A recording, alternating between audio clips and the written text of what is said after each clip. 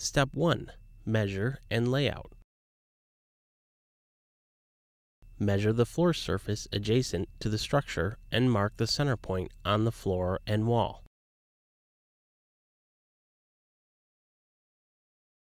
Extend the line of the wall surface point onto the structure vertically. Determine the proper hanging rail height. Mark the column shoe locations. Verify that all of the markings are square. Reference the diagram in the included installation guide for measurements specific to your kit. Step 2. Hanging rail. Center the interior edge of the first piece of hanging rail on the center mark. Then attach the hanging rail using a level and the approved fasteners. Repeat this process to attach the second piece on the opposite side of the center mark.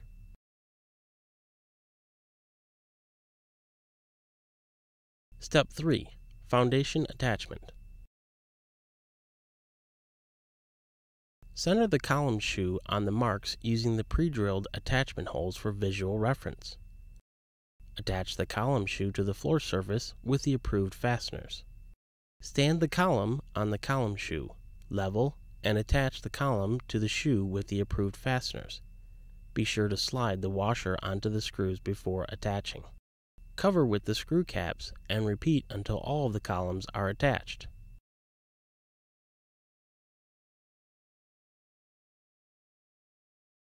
Step 4. Column and beam attachment. A two-piece beam requires the insertion of a beam splice. Measure and draw a line down the center of the beam splice. Insert the beam splice halfway into an open end of each beam. Line up the pre-drilled holes on the bracket with the predetermined bracket locations on the beam. Attach the rafter to beam brackets on the top side of the beam with the approved fasteners. Lift and insert the beam into the pre-notched columns, centering the beam connection to the center of the center column, confirming horizontal level.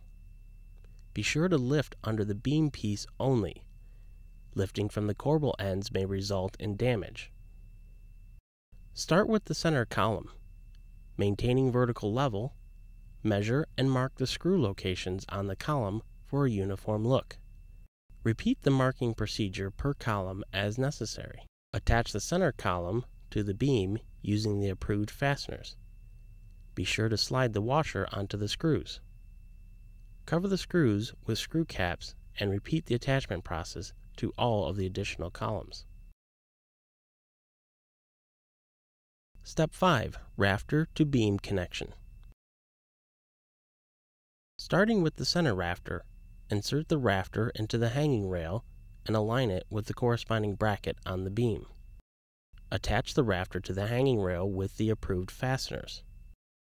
Using a level on the center column to ensure the level of the column and beam assembly, attach the rafter to the corresponding rafter to beam bracket with the approved fasteners on both sides.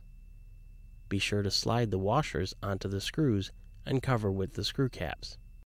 Repeat the process to level the column beam assemblies and attach the rafters on the outermost right and left side.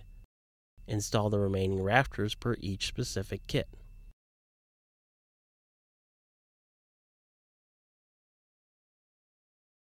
Step 6. Crescent lattice installation. Locate and mark the center point of the pre-installed snap lock bracket on the center rafter closest to the structure.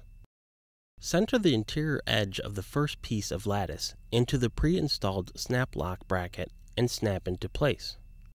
Continue snapping the lattice into each snap lock bracket on the top of the rafters. Repeat the process installing the remaining lattice, working away from the structure. Repeat the lattice installation process on the opposite side of the center point.